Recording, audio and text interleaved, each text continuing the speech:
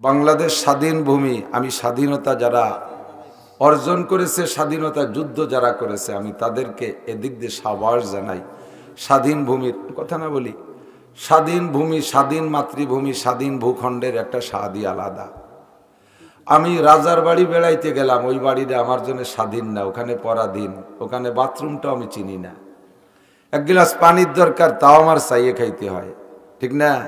এজন্য আমাকে ও বাড়ি যত টাইম থাকতে দেওয়া হবে অশান্তি লাগবে, ঘুরে ফিরে নিজের সেই ছাপড়া কুড়িয়ে ঘর যা আছে সেই দিকই মন টানে, নিজের বাড়ি যাই।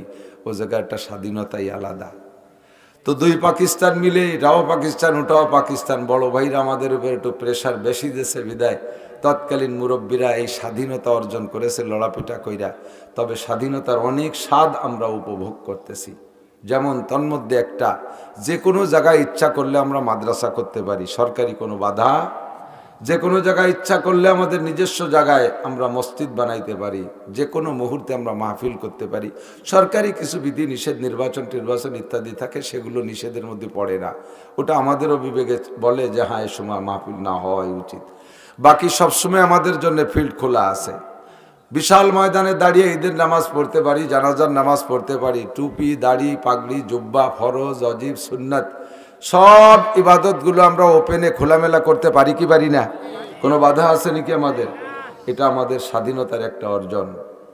আল্লাহ পাক রব্বুল আলামিন কিয়ামত পর্যন্ত যেন আমাদের এই স্বাধীনতাটাকে অক্ষুণ্ণ রাখে, সকলে বলি আমিন। আজকে সেই সুবাদে গ্রামে গ্রামে মহল্লায় মহল্লায় মাহফিল হচ্ছে, যথেষ্ট বয়ান শোনেন। আমরা বক্তারা নিজস্ব এলেম আর যোগ্যতা দিয়ে আমরা চেষ্টা করি উম্মতকে কিছু বোঝানোর জন্য। তো যার যার যোগ্যতা তার ভিতরে সীমাবদ্ধ। আমারটুক আমার মধ্যে আছে। ব্যস্ততার কারণে আমি আর এক বক্তার বয়ানও শুনতে সময় পাই না। খেয়াল করে আমার দিক, এ কথাগুলো কাটা কাটা হলেও শুনতে হবে।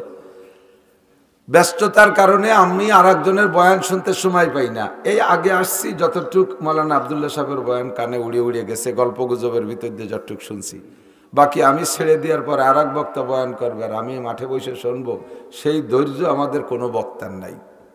আমরা নিজের টুক নিজে জানিয়ে নিজের টুক নিজে বলি। আর আপনারা শ্রোতারা যারা আছেন এলাকায়, বাংলাদেশে যত বক্তা আছে ছোট বড় কম বেশ সবাই রজ নসিহত চুরিয়ে থাকেন।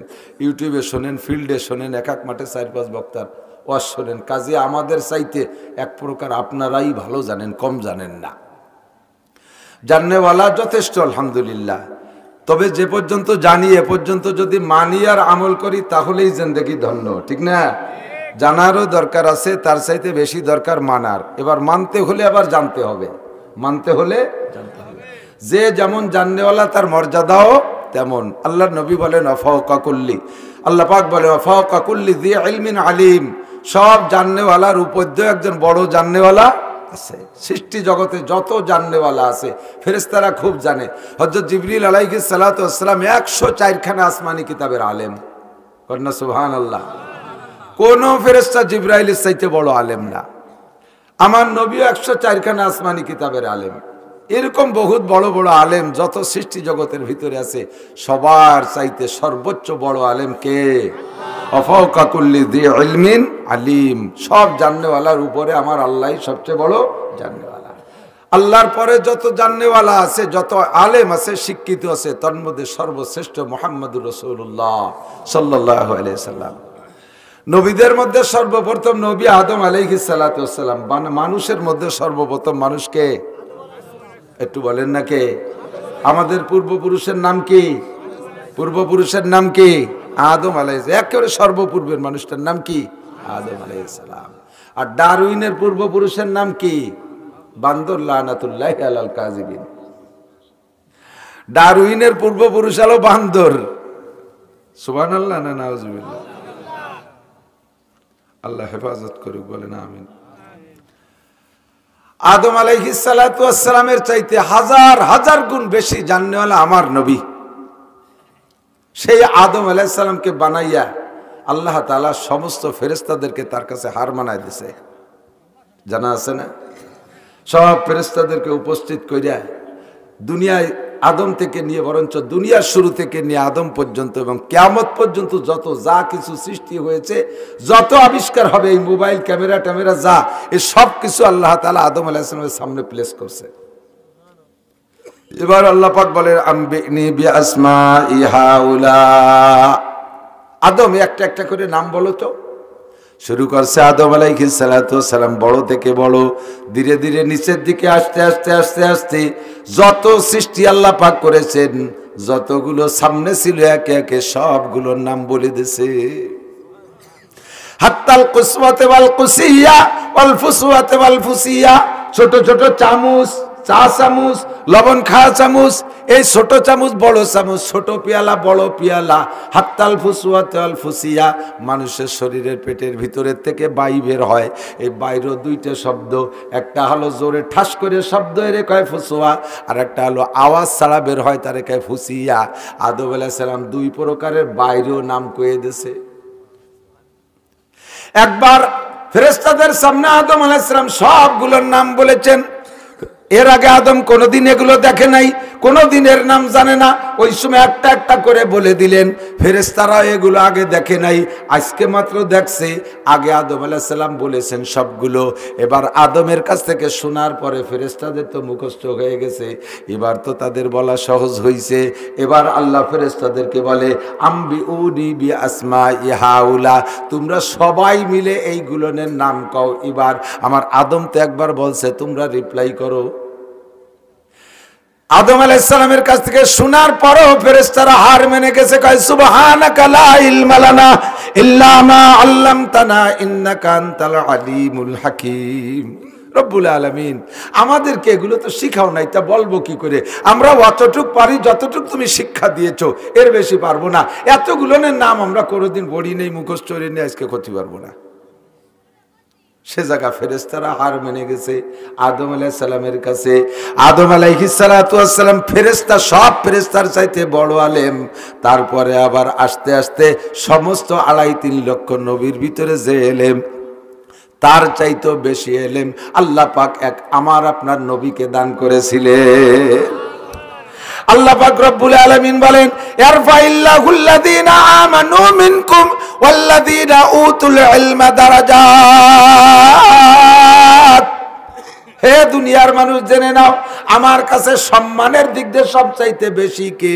সবচাইতে বেশি সম্মানী ওই ব্যক্তি যেই ব্যক্তির মধ্যে ঈমান আছে। ধরে বলেন কি আছে? একজন সমাজের, আমাদের গ্রাম্য পাবলিক সমাজের সর্বনিচু মানের একটা লোক, ধরে নেই একেবারে 2টা ঠ্যাং খোড়া, হাত দুটো নাই, চোখ একটা কানা অথবা 2 চোখ অন্ধ, কানেও শোনে না, এমন একটা একেবারে অচল মানুষ। তবে লোকটা জবান খোলা আছে, ওই লোকটা কয় লা ইলাহা ইল্লাল্লাহ, অন্তর থেকে বিশ্বাস করে কয় মুহাম্মাদুর রাসূলুল্লাহ।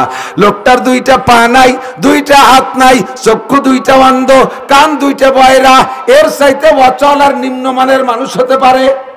আবার চরম গরিব ভিক্ষুক, রাস্তায় ভাঙ্গা থাল পাইতে মুখ দেবে, মানুষের কাছে ভিক্ষা করে চেয়ে খায়, কত বড় একেবারে নিচু মানের মানুষ।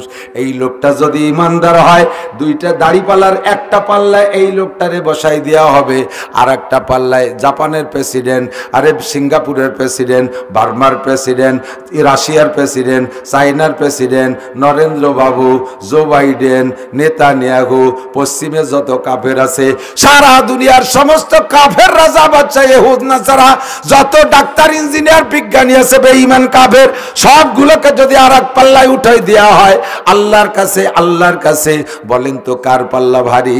ওই পঙ্গু মুসলমান মোমেনের পাল্লাটা ভারী। ইমানের দাম আল্লাহর কাছে এত বেশি, ডাক্তার ইঞ্জিনিয়ারের কোনো দাম নাই যদি ইমান না থাকে। আল্লাহ ইয়ারফাইল্লাহুল্লাযীনা আমানু মিনকুম ওয়াল্লাযীনা উতুল ইলমা দারাজাত, আমার কাছে সবচেয়ে দামি যারা, তার ভিতরে 1 নম্বরে ইমানদার। এবার ইমানের সাথে ওয়াল্লাযীনা উতুল ইলমা দারাজাত, ইমানের সাথে যারা এলেম অর্জন করেছে তাদের সম্মান সব চাইতে বেশি। যে যত বড় এলেমের অধিকারী, যে যত বেশি এলেমের অধিকারী, তার সম্মান তত বেশি। এবার এলেম কাকে বলে? যেই এলেম দিয়ে আল্লাহকে পাওয়া যায়, যেই এলেম দিয়ে আল্লাহকে চেনা যায়, যেই এলেম দিয়ে জান্নাতি হওয়া যায়, যেই এলেম দিয়ে কোরআন পড়া যায়, যেই এলেম দিয়ে নবীকে চেনা যায়, সেই এলেমের নামে এলেম। যেই এলেম দিয়ে দুনিয়া চেনা যায়, আল্লাহকে চেনা যায় না, ওই এলেম আর শিক্ষা যত সার্টিফিকেট হোক না কেন, আল্লাহর কাছে 5 পয়সারও দাম। জোরে বলেন আছে? হ্যাঁ, ওই এলেমও দামি হবে, শর্ত তার সাথে ঈমান আর কোরআনের এলেম থাকতে হবে। আমার নবী বলেন ওতিতু ইলমাল আউয়ালিন ওয়াল আখিরিন। ঈমানেও আমার নবী এক নাম্বার, এলেমেও আমার নবী এক নাম্বার। কথা বলেন, ঈমানে নবীর চাইতে বড় ঈমানদার আছে? আরে বলেন আছে? আর নবীর চাইতে বড় আলেম আছে? আল্লাহর পরেই সবচেয়ে বড় আলেম। হুজুর বলেন উতিতু ইলমাল আউয়ালিন ওয়াল আখিরিন। আল্লাহ পাক আমাকে আগে ও পিছের সব এলেম দান করেছে। সাহাবায়ে কিরাম বললেন কাইফা উল্লিমতা ইয়া রাসূলুল্লাহ, হুজুর আগে পিছের সব এলেম আপনি কিভাবে জানলেন? হুজুর বলেন আল্লাহ পাক আমাকে 5টা মিডিয়ায় এলেম শিক্ষা দিয়েছে। 5টা মাধ্যম কয়টা? একটু মুখস্থ রাখবেন শোনাল আমার প্রিয় বন্ধুরা। 5টা মাধ্যমে আমাকে আল্লাহ পাক এলেম শিক্ষা দিয়েছেন। 1 নম্বরে স্বপ্ন। সমস্ত নবীদের স্বপ্ন সত্য, নবীদের স্বপ্নের মধ্যে কোনো জাররা পরিমাণ মিথ্যা নাই। আর আমার নবীর স্বপ্ন 100% ওহী। নবীদের স্বপ্ন ওহী, তার ভিতরে আমার নবীর স্বপ্ন 100 ওহী। নবী বলেন জিবরিল আমারে শিখাই দিয়ে গেছে ওহীর মাধ্যমে, যেটা আমি জানছি ওইটার যে হুকুম আমি স্বপ্নে যেটা জানছি, স্বপ্নে যাইনে যদি বলি এইটা ফরজ, বিশ্বাস করা ফরজ, আমল করা ফরজ। স্বপ্নে জানি যদি বলি এইটা ওয়াজিব, বিশ্বাস করা ফরজ, আমল করা ওয়াজিব। স্বপ্নে জানি যদি বলি এইটা সুন্নাত, বিশ্বাস করা ফরজ, আমল করা সুন্নাত। স্বপ্নে যদি জানি বলি এইটা আল্লাহ পাক আমারে জানাইছে এইটা মুস্তাহাব, বিশ্বাস করা ফরজ, আমল করা মুস্তাহাব। নবীর স্বপ্ন 100% স্বপ্ন, 100% ওহী। আর হুজুর বলেন আমার উম্মতের মুসলমান যারা, আমার উম্মতের মুসলমান ইমানদার যারা, তাদের স্বপ্ন ওহীর 46 ভাগের 1 ভাগ। কি মানে? ওহী যেমন 100% সত্য, এই ওহীর 46 ভাগের 1 ভাগ যেমন সত্য, মুসলমানের স্বপ্ন 46 ভাগের 1 ভাগ। অর্থাৎ 46টা স্বপ্নের মধ্যে একটা স্বপ্ন সত্য হয়ে যাবে। ওহী হলো, ওহীর মাধ্যমে এলেম আল্লাহ তাআলা শিক্ষা দেয়। আর স্বপ্নের মাধ্যমে আমার নবীকে আল্লাহ স্বপ্নের মাধ্যমে শিক্ষা দিয়েছেন। 2 নম্বরে আমার নবীকে আল্লাহ পাক, নবী বলেন আমাকে আল্লাহ পাক রব্বুল আলামিন ইলহামের মাধ্যমে স্বপ্ন এলেম শিক্ষা দিয়েছেন। ইলহাম, ইলহাম মানে কোন মিডিয়া ছাড়া ডাইরেক্ট আল্লাহ পাক নবী পাকের সিনার মধ্যে এলেম ঢুকাই দিয়েছে। এভাবে আমি বহু এলেম পাইছি। 3 নম্বরে এলেম শিক্ষার মাধ্যম হলো আমার কাছে, আমারে দুনিয়ার কোনো মানুষে পড়াই নাই, আব্বাও পড়াই নাই, মাও পড়াই নাই, দাদাও পড়াই নাই, মাস্টারও পড়াই নাই, KG, kindergarten, primary, high school, college কোনো জায়গা পড়ি নাই। আমাকে আল্লাহ পাক 3 নম্বর মিডিয়া কাশফের মাধ্যমে শিক্ষা দিয়েছেন। আমি যে জিনিস জানতে চাইছি, কাশফ মানে খুলে যাওয়া, ওইটা আমার সামনে ওপেন হয়ে গেছে, আমি জাইনে ফেলাইছি। আমি নবী হাদিসের মধ্যে আছে, তিরমিজি শরীফের হাদিস, মাররা রাসূলুল্লাহ সাল্লাল্লাহু আলাইহি ওয়াসাল্লাম আসহাবুহু মাল কবরাইন, নবী পাক সাহাবায়ে কিরামদেরকে নিয়ে 2টা কবরের পাশ দিয়ে হেঁটে যাচ্ছে। 2টা কবরের কাছে যখন গেছে, হুজুর দাঁড়িয়ে গেছেন। মুসলমানের কবর এদিক এদিক, 2টা কবর। মাররা রাসূলুল্লাহ সাল্লাল্লাহু আলাইহি ওয়াসাল্লাম বিকবরাইন, নবী আলাইহিস সালাম 2টা কবরের কাছ দিয়ে হাঁটতেছেন। ওই কবর 2টার কাছে যখন গেছে, হুজুর দাঁড়িয়ে গেছেন, ব্রেক হয়ে গেছেন, আর সামনে বাড়তেছেন না। সাহাবায়ে কিরাম বলে ইমশি ইয়া রাসূলুল্লাহ, হুজুর সামনে চলেন। হুজুর কয় না, আর সামনে যাওয়া যাবে না। কেন? কয় ইউআযাবানে ফি হাযাইনিল কবরাইন, এই 2টা কবরের মধ্যে আযাব হচ্ছে। জানতাম না, চলে যাইতাম। আমি যখন জানছি 2টা কবরে আযাব হচ্ছে, এর একটা ফয়সালা না করে আমি যাইতে পারছি না। কাইফা আরাফতা ইয়া রাসূলুল্লাহ, সাহাবায়ে কেরাম বলেন কি করে বুঝলেন? কবর তো বন্ধ, ওর মধ্যে আযাব হচ্ছে কিভাবে? হুজুর বলেন কাশাফাল্লাহু বাইনা ইয়াদাইয়া, আমার সামনে আল্লাহ পাক কবর 2টাকে খুলে দিয়েছে। আমি দেখতেছি 2জন মানুষ জাহান্নামের শাস্তি ওর মধ্যে উপভোগ করতেছে, চিল্লাইতেছে, কাঁদতেছে, সাপে কামড়াইতেছে, আগুনি পুড়াইতেছে। আমি দেখতেছি, আর সামনে বাড়তে পারছি না। এবার সাহাবায়ে কিরাম বলেন হুজুর যখন জানছেন 2টা কবরে আযাব হচ্ছে, কার কি কারণে আযাব হচ্ছে এটা কি জানছেন? হুজুর বলে হ্যাঁ, তা আমাকে জানাই দেওয়া হয়েছে। একজন, ওই 2জনের মধ্যে একজন হলো এমসি বিন নমিমা। একজনের দোষ আছে, নামাজ কালাম সবই ঠিক মতো পড়তো, কিন্তু চগলখুরি স্বভাব ছিল। কি স্বভাব? চগলখুর, বোঝেন তো? চগলখুরি নয় ছয় করে বেড়াইতো। চগলখুরির কারণে তার ইবাদতে তারে ঠেকাইতে পারে নাই, তাকে কবরে আযাব দেয়া হচ্ছে। 2য় জনের দোষ কি? কয় 2য় জন হলো লা ইয়াস্তানজি ওয়ানিল বাউল। ওই লোকটা সব ইবাদত বন্দেগি করতো, নামাজও পড়তো, কিন্তু পেশাব থেকে পরিচ্ছন্নতা অর্জন করতো না, পেশাবরে অবহেলা করতো। নিজের পেশাবের থেকেও না, গরু বাছুরের পেশাবের থেকেও না। ওই লোকটা পশু পালন করতো, লোকটার পশুতে পেশাব করছে, পাশে দাঁড়িয়ে আছে, সিটে লাগছে, সেই অবস্থায় সেই কাপড় নিয়ে নামাজ পড়ছে। আল্লাহ নবী বলেন, মান হাফাজা আলাস সালাওয়াত আকরামাহুল্লাহু বিখামসি খিসাল। হে আমার মা বোনরা লক্ষ্য করবেন, মান হাফাজা আলাস সালাওয়াত, যে ব্যক্তি 5 ওয়াক্ত নামাজ ঠিক করে পড়ে, আল্লাহ তাআলা তাকে 5টি পুরস্কার দেয়। জানা আছে আপনাদের তবলিগ ওয়ালারা বেশি বয়ান করে, নামাজের বিনিময়ে কয় পুরস্কার? 5 ওয়াক্ত নামাজে 5টা পুরস্কার। 1 নম্বরে ইরফানহু যিকুল আইশ, তার দুনিয়ায় কোনো অভাব থাকবে না। 2 নম্বরে ওয়া আযাবুল কবর, তার কবর আযাব হবে না। 3 নম্বরে ইউতিহিল্লাহু কিতাবাহু বিয়ামিনিহি, হাসরের মাঠে নামাজি ব্যক্তির ডান হাতে আমলনামা দেওয়া হবে। 4 নম্বরে আমরু আলাস সিরাতে কাল বারক, বিদ্যুৎ গতিতে পুল সিরাত পার হয়ে চলে যাবে। আর এই পুল সিরাতের উপরে তোমাকে এই সারের মতো শাকর মতো বাঁশ দেয়া নাই, ধর্নার বাঁশ, ওতে কোনো বাঁশ বস নাই, চুলের চাইতে চিকুন, হীরার চাইতে ধার। দুনিয়ার চলনের দিক দিয়ে 30,000 বছর পথ চললে যত পথ যাওয়া যায় এতটা লম্বা হবে পুল সিরাত। এইটা বিদ্যুৎ গতিতে পার হয়ে চলে যাবে, কোথাও ঠেকবে না। 5 নম্বর ওয়ায়াদখুলুল জান্নাতা বিগাইরি হিসাব, বিনা হিসাবে জান্নাতি নামাজি কন্যা সুবহানাল্লাহ। এ ভাই কিয়ামতের ময়দানে মানে হুসিবা নুকিসা, হিসাবের কাঠগড়ায় যেই দাঁড়াবে সেই বিপদে পড়ে যাবে। ও জায়গা বিনা হিসাবে পার হইতে পারলেই লাভ। কি সিস্টেমে বিনা হিসাবে পার হওয়া যায়? নবী কয় 5 ওয়াক্ত নামাজ সুন্দর করে পড়লে বিনা হিসাবে জান্নাতে যাওয়া যায়। তাহলে 5টা পুরস্কারের 2 নম্বর পুরস্কার কবর আযাব হবে না। কি হবে না? একটু বুঝতে হবে, কি হবে না? কিসের? এই কবর আযাবের থেকে মাপ পাওয়া যাবে কিসের ওসিলায়? একটু কোন কিসের ওসিলায়? নামাজের ওসিলায়। এই নামাজে আপনাকে কবর আযাব থেকে মাপ করবে। কিন্তু ওই লোকটা নামাজি মানুষ, তারপরও তার কবর আযাব হয়। কারণ কি? লা ইয়াস্তানজি ওয়ানিল বাউল, ওই লোকটা পেশাব থেকে পরিচ্ছন্নতা অর্জন করতো না। নামাজের ফরজ 13টা, সাথে আর একটা মশলা শুনে যায়, নামাজের কয় ফরজ? আরকান আহকাম কয় ফরজ? আরকান আহকাম কয় ফরজ? 13 ফরজ। বাহিরে 7টা, ভিতরে 6টা। বাহিরে 7টার ভিতরে 1 নম্বরে শরীর পাক, 2 নম্বরে কাপড় পাক। 1 নম্বরে বলেন 1 নম্বরে, 2 নম্বরে, 3 নম্বরে নামাজের জায়গা পাক, 4 নম্বরে 70 টাকা। এভাবেই তো। তাহলে আমি এই আর শেষগুলো থাক, আমি শুরুতে 2টা নিয়ে একটু আলোচনা করে শেষ করে জায়গায় চলে যাই। 1 নম্বরে শরীর পাক, 1 নম্বরে, 2 নম্বরে কাপড় পাক। যারা পেশাব থেকে পরিচ্ছন্নতা অর্জন না করে তাদের 1 নম্বরে কাপড় নাপাক, 2 নম্বরে শরীর নাপাক। আর 13 ফরজের যে কোনো একটা ফরজ যদি মিস হইয়া যায় তাহলে তার নামাজ বাতিল, নামাজ হবে না। সৌসিদায় 1000 বার দিলেও কাম হবে না। ওই লোকটা পেশাব থেকে পরিচ্ছন্নতা অর্জন না করার কারণে তার কাপড় নাপাক, আর কাপড় নাপাক তো নামাজ হয় নাই, আর নামাজ না হওয়ার কারণে এই কবর আযাব। বুঝেন নাই? কবর আযাব ঠেকাবে তো নামাজে, তার নামাজই হয় নাই। বহুত 90% পাবলিক নামাজি পাবলিক যারা পেশাব করতে যায়, জাগাইতে পেশাব করে একটু নাড়াচাড়া দিয়ে পানি দিয়ে 2 আইটি চলে আসে। আছে না নাই? আটা দেওয়ার পরে যে 3 ফুট পড়ছে তা গেছে কোন জায়গা? এ ভর্তি পারে কি পারে না? এই বোতলে যে পানি আছে উবুর করে ফেলাই দেওয়ার পরে কিছুক্ষণ পর উবুর করে রাখবেন, যে তারপরে 2-3 ফুট পড়ে কিনা? পড়ে না? এত বড় মুখওয়ালা বোতল দিয়ে যদি পরে 2-3 ফুট পড়তে পারে তাহলে সে বোতল তো অত বড় মুখ না। তাহলে সে জায়গায় যে পরে আর 2-3 ফুট আসতে পারে কি পারে না?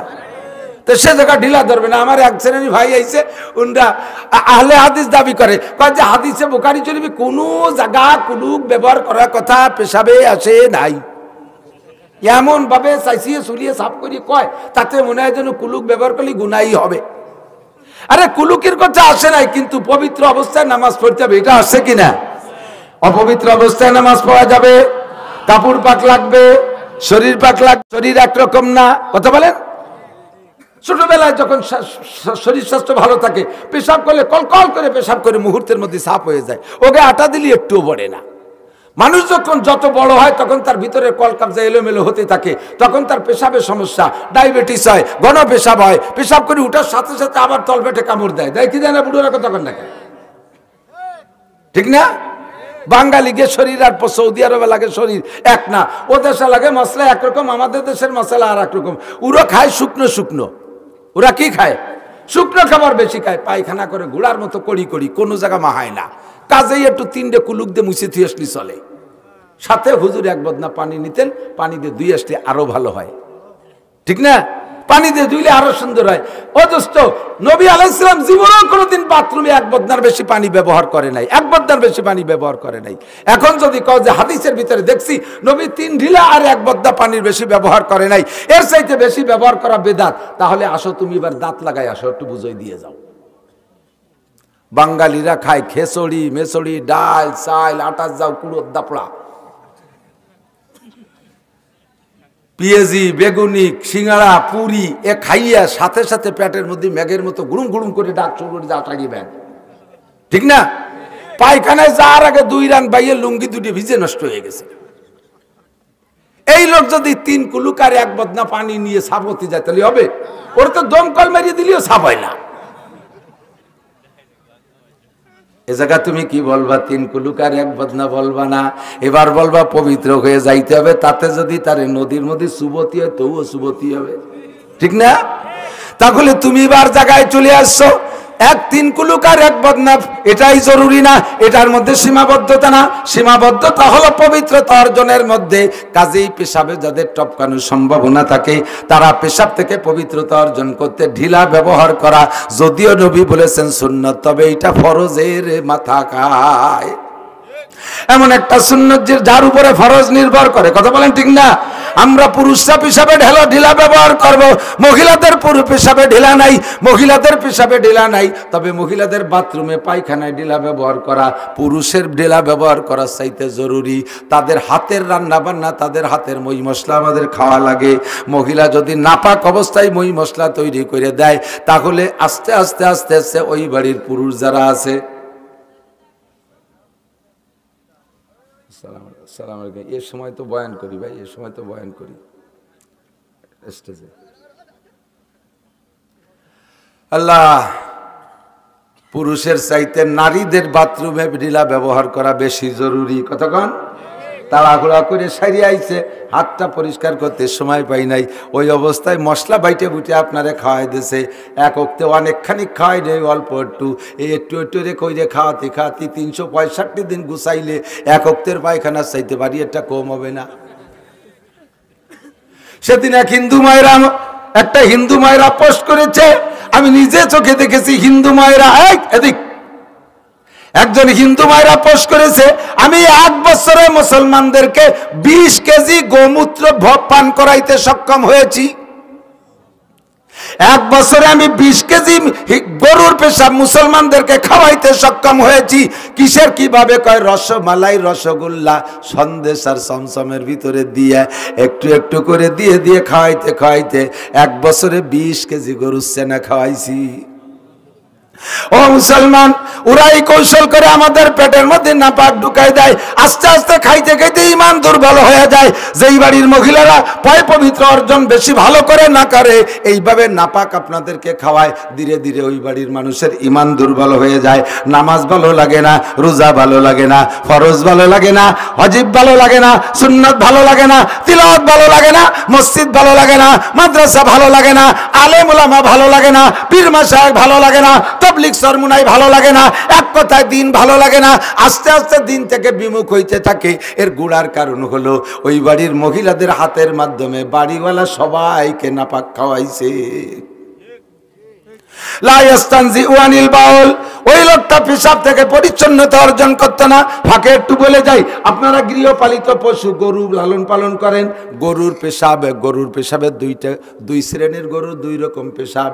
বলদ গরু, ষাঁড় গরুর পেশাব পান নিচে পড়ার পরে 5 হাত দূর পর্যন্ত সেটে। বলদ গরুর পেশাব 5 হাত দূর পর্যন্ত সেটে। 5 হাতের মধ্যে যদি আপনি দাঁড়ায় থাকেন, তাহলে আপনার ওই পরনের কাপড় দিয়ে নামাজ হবে না। আপনি তো জানেন না যে কোন কোন জায়গায় লাগছে, কাপড় পাল্টাইতে হবে, গাও আপনাকে ধুয়ে ফেলতে হবে। আর গাভী গরুর পেশাব 8 হাত পর্যন্ত সেটে, ফোর্স বেশি। এই 8 হাতের মধ্যে যারা থাকবে তাদের গায়ে কাপড় পেশাব লাগবে, ওই কাপড় পাল্টায় তার নামাজ পড়া লাগবে। মহিলা গাভী দোয়াইতে গেছে, গাই দোয়াইতে গেছে, 90% গাভীর স্বভাব হলো দোয়ানো শুরু করার পরে কিছুক্ষণ পরে পেশাব করে দেয়, তাই না? মহিলা এবার দুধ চুকরে বাঁচানোর জন্যে পাত্রডারে দইরে পাছা কাজ করে দিয়ে মোড়াইয়া ওই দিক সরাই নেয় আতুনডারে, কিন্তু ওনার এই পাশ রয়েছে গাভীর পেশাবের দিক, সিটে পিঠ একেবারে ঝর্ণায় ভিজেই বেলায় দিয়েছে। সকালবেলা এই কাম হয়েছে, দুপুরবেলা ওই কাপড় দিয়ে ওযু বানাইয়া ওই কাপড় দিয়ে নামাজ পড়ছে। মহিলার নামাজ হয়েছে নাকি কথা বলেন? পুরুষরাও যদি গাভী দোয়াইতে যান, যখন পেশাব করবে তখন আপনি পাত্রটা নিয়ে উঠে চলে যাবেন, কাছে থাকবেন না। যদি আপনি কাছে বসে থাকেন সিটে লাগবে, এবং সিটে আপনার মাথার উপর দিয়ে এসে দুধের মধ্যে পড়তে পারে। 10 কেজি দুধের মধ্যে যদি 1 ফোঁটা পেশাব পড়ে, ওই দুধ চোখ হারাম হইয়া যায়, ওই দুধ চোখ হারাম হইয়া যায়। জীবন ভরে নিজেও খাইতেছেন, আল্লাহর বান্দাদেরকেও খাওয়াইতেছেন। কথা এসে গেল, বলে গেলাম, আল্লাহর নবী কয় ওই লোকটার কবরে আযাব হওয়ার কারণ হলো দ্বিতীয় ব্যক্তির কবর আযাবের কারণ হলো লোকটা পেশাব থেকে পরিচ্ছন্নতা অর্জন করতো না। উট গরু ঘোড়া গাধা চড়াইতো, পেশাব সেখান থেকে লাগতো, নিজে পেশাব করতো, ঢিলা ব্যবহার করতো না, পরিচ্ছন্নতা অর্জন করতো না, যার কারণে তার শরীর নাপাক, কাপড় নাপাক। আর শরীর নাপাক, কাপড় নাপাক মানে 13টা ফরজের 2টা ফরজ বাতিল হয়ে গেছে। 2টা ফরজ বাতিলের কারণে তার নামাজ হয় নাই। যেই নামাজে তারে কবর আযাব থেকে বাঁচাবে, ওই নামাজই তার হয় নাই, বিদায় তার কবর আযাব হচ্ছে। আমি দেখছি, রাআইতু বিআইনাইয়া, আল্লাহ আমার সামনে খুইলা দিয়েছে, আমি আমার চোখ দিয়ে দেখছি। একে বলে কাশফের মাধ্যমে শিক্ষা। আমাকে আল্লাহ কাশফের মাধ্যমে শিক্ষা দিয়েছেন। নবী পাক বসে আছে সাহাবায়ে কিরামদেরকে নিয়ে, আসরের নামাজের পরে পাহাড়ের পাদদেশে নবী বসে আছেন, সাহাবায়ে কিরামদেরকে নিয়ে জান্নাতের আলোচনা, জাহান্নামের আলোচনা করতেছেন। জান্নাতের আলোচনা করার সময় আমার দিক জান্নাতের আলোচনা করার সময় হুজুর বলতেছেন, জান্নাত, এই সাহাবায়ে কিরাম তোমরা যদি একবার বলো সুবহানাল্লাহ, একটু বলেন না। সঙ্গে সঙ্গে জান্নাতের মধ্যে একটা ফলদার গাছ লাগানো হইয়া যায়। গাছের গোড়া উপর দিক, মাথা নিচের দিক। গাছের গোড়া উপরের দিক, মাথা নিচের দিক। কয় হুজুর উপরে কার সাথে গোড়া লাগানো? গোড়া তো চাই মাটির সাথে, উপরে। কয় তাই যে তোমার দরকার নাই, গোড়া উপর দিক, মাথা নিচের দিক। সেদিন যাইয়ে দেখো কিভাবে গোড়া উপর দিক, মাথা নিচের দিক, ফলে ফুলে ভরা। এক একটা গাছে 100 প্রকারের ফল। আরে কি চমৎকার ফল! এই যখন হুজুর বয়ান করতেছেন, সামনের দিকে হুজুর হাত বাড়াচ্ছেন, মনে হয় যেন ফল একটা ছিঁড়েই নিয়ে আসবে। এমন করে 3-4 বার হাত বাড়াইছে, কিন্তু খালি হাতে ফিরে আসে। সাহাবায়ে কিরাম বললেন, হুজুর সামনের দিকে হাত বাড়ান, কি যেন ধরেন, আবার খালি হাতে ফিরে আসলেন, কারণ কি? হুজুর কয়, আমি যখন জান্নাতে গাছের ফলের বিবরণ দিচ্ছিলাম, ওই সময় ফেরেশতারা আল্লাহ পাক রব্বুল আলামিনের হুকুমে জিবরিল আলাইহিস সালাম আমার সামনে জান্নাত নিয়ে আসে। যেই গাছের কথা বললাম, ওই গাছটা আমার হাতের নাগালে চলে আসছিল। আমি দেখলাম টলমলে পাকা ফল। একটা ফল ছিঁড়ার জন্য হাত বাড়াইলাম, যখনই হাত বাড়াই জিবরাইল গাছটা টান দিয়ে সরাই নিয়ে যায়। আমারে কানে কানে কয়, হুজুর দুনিয়ায় বসে আপনার উম্মতরে এই ফল খাওয়ানো যাবে না, শুধু আপনি দেখে দেখে বলে দেন, বিশ্বাস করলে এই ফল আপনার উম্মতে জান্নাতে ভক্ষণ করবে।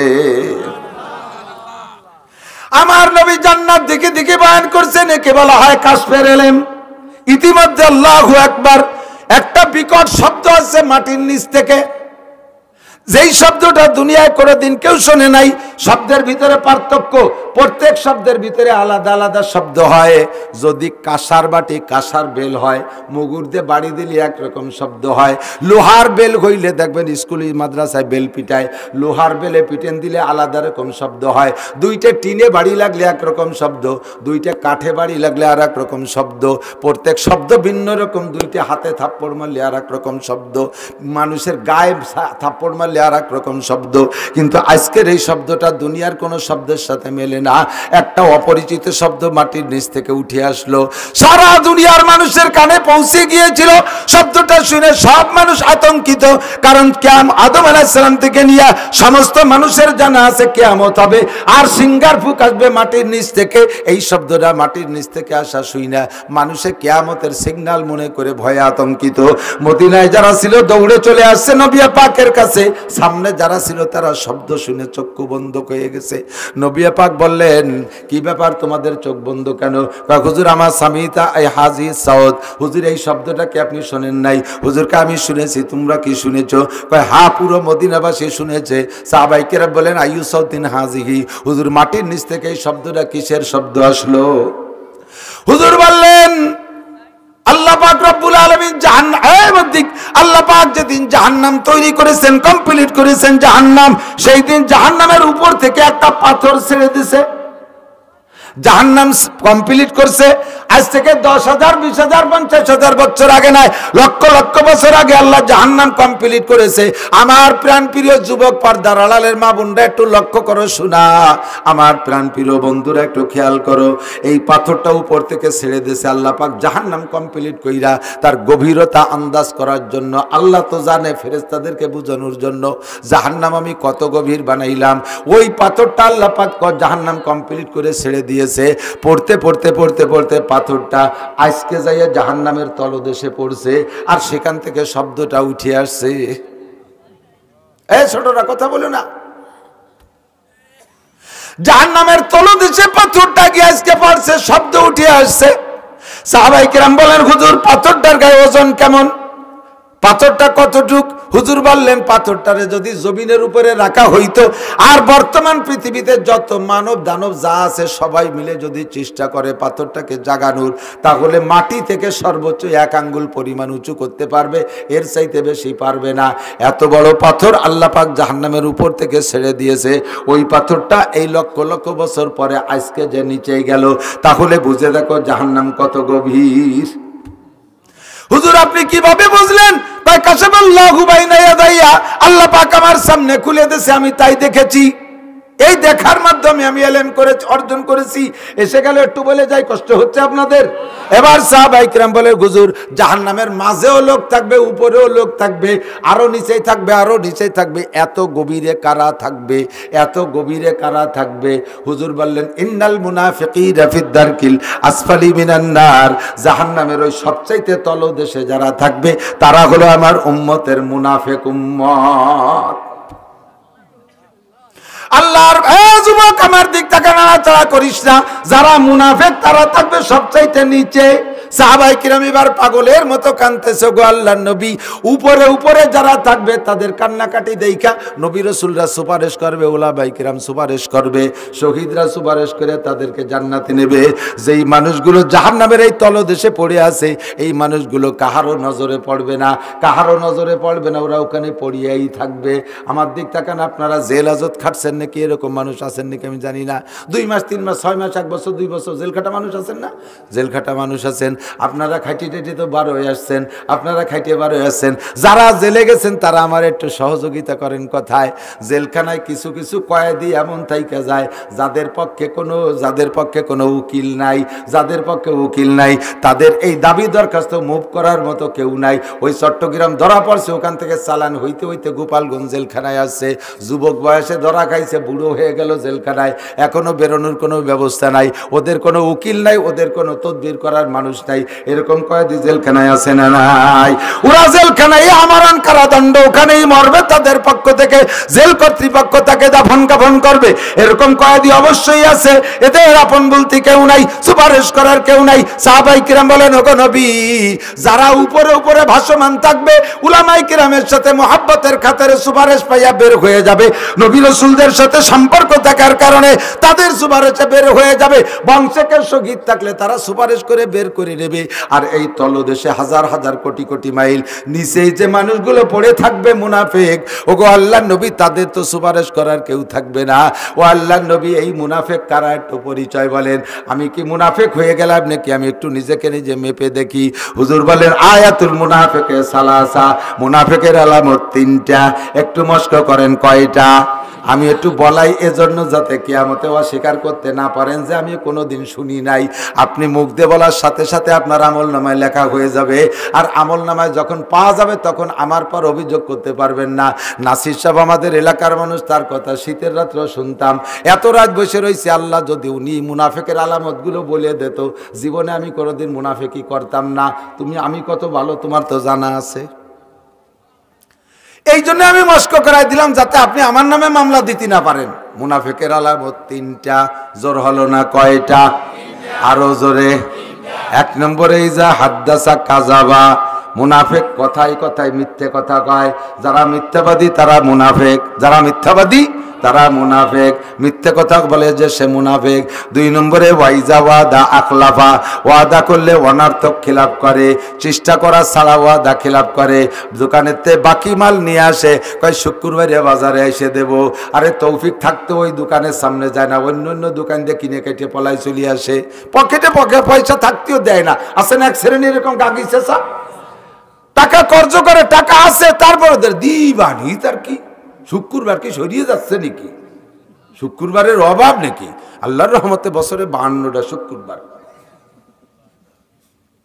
কতক্ষণ ওয়াইদা ওয়াদা আখলাফা, ওয়াদা করে খিলাফ করে, ওয়াদা করে আমার সাথে সম্পর্ক রাখো, আমাকে নির্বাচিত করো, আমি এই দেব ওই দেব সেই দেব, আসমান ভেঙে জমিনি নামাবো, রাস্তাঘাটে খাল বানায় দেবো, 12 মাস কাল নৌকা বেয়ে বেড়াবা, লাঠির মধ্যে মুগুর বাড়বো, আল্লাহর রহমতে সকলের কম্বল বাড়ি বাড়ি পৌঁছে দিয়ে আসবো, চাটাম চুটম দিয়ে নির্বাচনের পরে ওনারে বাটি তালাশ করিও, বাটি চালান দিয়েও পাওয়া যায় না, কায় উনি ঢাকা বইসে আছে। এরকম ওয়াদা খিলাফ করনেওয়ালা নেতা আমাদের দেশে আছে না নাই? আরে নেতারে দোষ দেবো কেন? আমরা নিজেরাই তো ওয়াদা খিলাফি। টাকা খাইছি একজনের কাছ থেকে, আল্লাহর ফজলে ভোট দিছি আর একজনকে। আছে না নাই? যারা টাকা ভোটের বিনিময়ে টাকা খাইছো, ভোট দিবার প্রলোভন দিয়া ভোট টাকা খাইয়া ভোটও দেছো, তবুও ওই টাকা হারাম।